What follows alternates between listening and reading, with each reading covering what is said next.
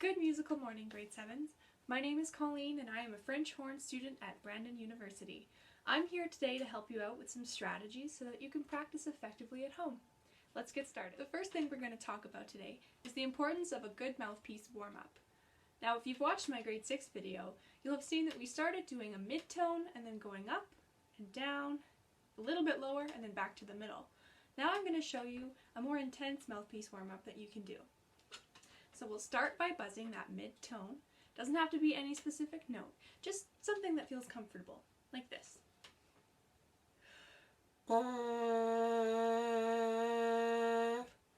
Now that we have that established, let's work on doing some sirens. It's going to sound like a police car. We're going to use our embouchure to send that pitch up and back down, and up and back down, and eventually we're going to go as high as we can. So it'll sound like this.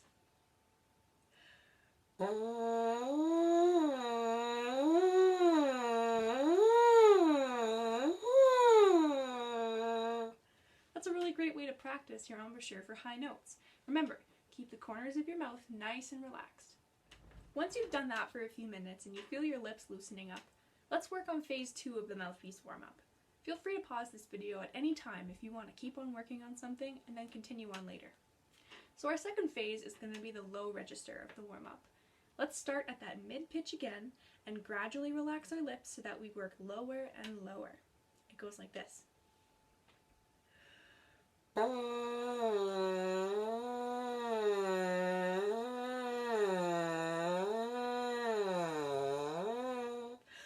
And then, as soon as you get to the lowest pitch you can, see if you can hold it for as long as you can.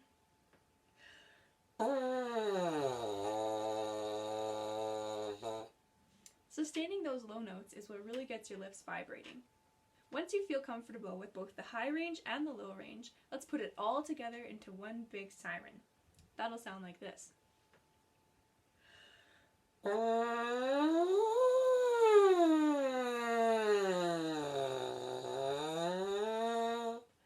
that a few times, working from the middle note all the way up to the top as high as you can go, back to the middle, and then down again as low as you can go. So how can you tell when you're all warmed up? Typically, your nose is going to start to tingle as you're doing these mouthpiece buzzes. And then your lips are also going to feel like they're tingling a little bit. You should feel nice and relaxed and not tired. Remember, if you're buzzing too much, you can actually tire yourself out before you even start to play. Make sure that everything you do is nice and relaxed. So now that we're ready to go, let's work on an exercise with our B-flat concert scale. If you've watched my grade 6 video, you'll know the pattern we're about to do, but this time we're going to do it throughout the whole octave. Starting on concert B-flat, which is actually our F, we're going to work our way up the scale like this. We'll start with F, F, G, F, F, G, A, G, F, F, G, A, B-flat, A, G, F, and continue adding the notes all the way up to the top F. So it'll sound like this. 1, 2, here we go.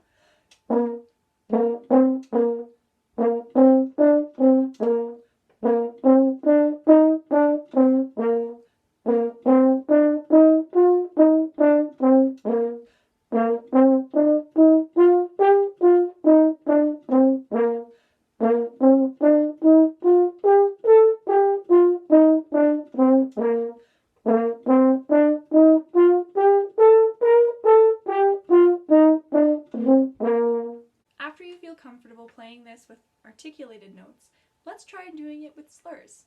So every time you come back down to 1, slur your pattern until you come back. And then do another attack the next time you start on 1 and slur up to the next note and back down.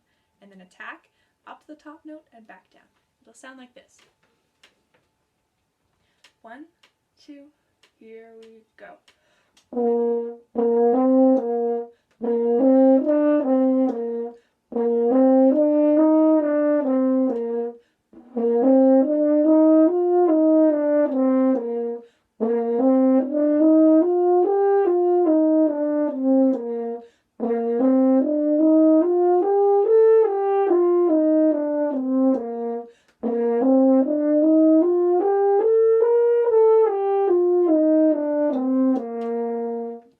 Let's treat F as if it's our home base, and that's going to be piano. By adding dynamics, you'll see how this exercise can automatically become more musical. Let's treat the top note of each pattern as forte, whether that's F all the way up to A, or F to B, or F to C, and so on. Make the top note the loudest so that when you come back down, it's piano again at F. Here's what that'll sound like. 1, 2, here we go.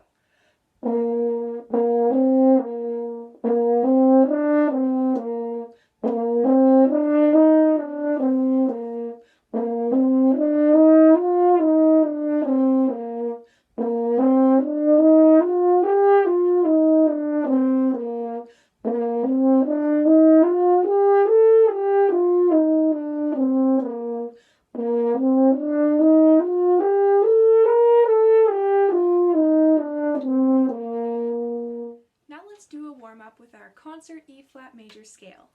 For us French horn players, since we're transposing instruments, we'll be starting on B-flat. The first 5 notes for us will be B-flat, C, D, E-flat, and F. On each note, we're going to play the same rhythmic pattern, and it'll sound like this. Very crisp articulation is really important, so try it out with me at home. Make sure you're breathing nice and deeply from your tummy and not up here. That's how we're going to get good tone. Let's do it one more time. 1, 2, here we go. Here's what it'll sound like on the horn. 1, 2, here we go.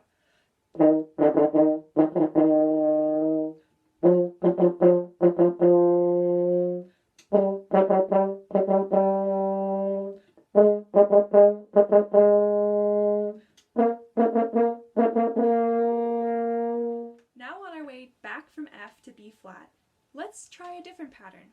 Instead of having the strong beat be the long note, let's switch it. So instead, the pattern is like this.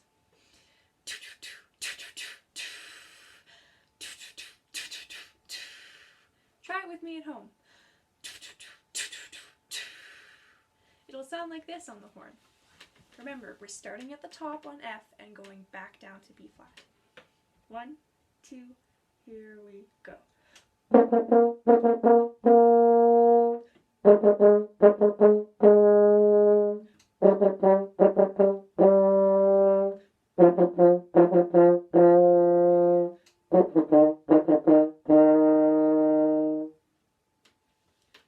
When we put it all together, it'll sound like this.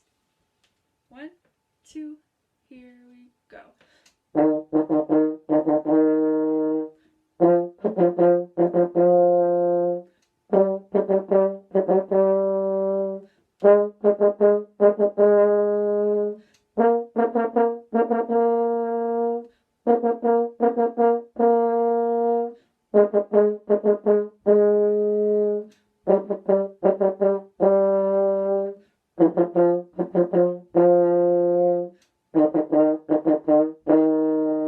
most important thing to remember when you're playing your instrument is to have good tone.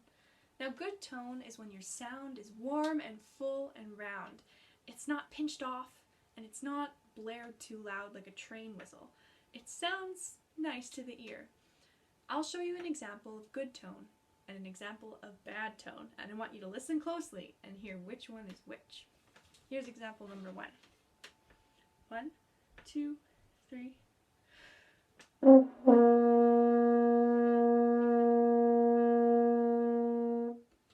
And here's example number 2. 1, 2, 3.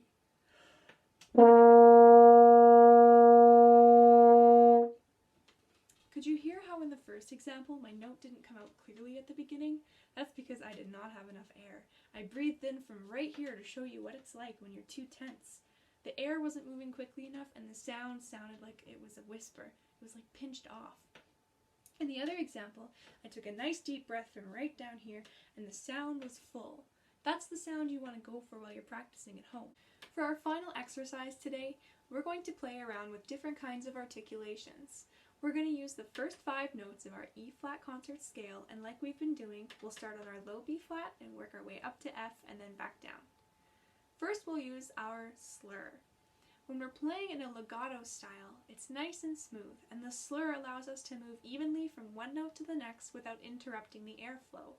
So instead of sounding like this, two, two, it sounds like this, two. So as we practice, each time we move from note to note, we're just going to use our air to carry us there instead of interrupting it with another attack. Here's what that will sound like. 1, 2, 3.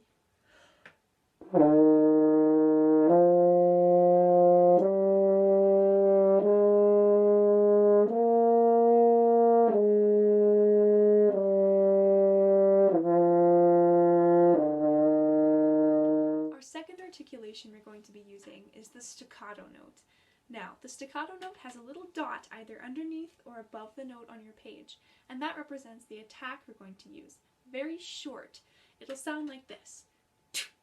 If there's many notes in a row that are staccato, you'll notice there's a space in between each one, so it'll sound like this. We're going to play each of our 5 notes from the E-flat concert scale, and we're going to play 2 beats each with a staccato attack. So here's what that will sound like. 1, 2, 3.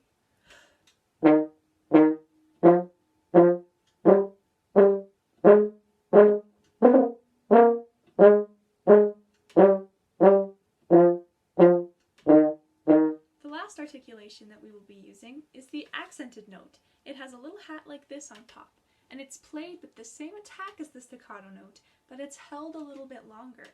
So when you have several in a row, rather than having space in between, they sound like this.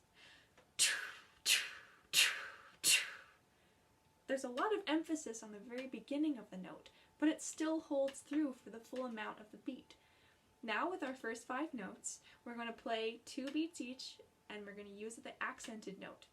So it'll sound like this. 2, 3.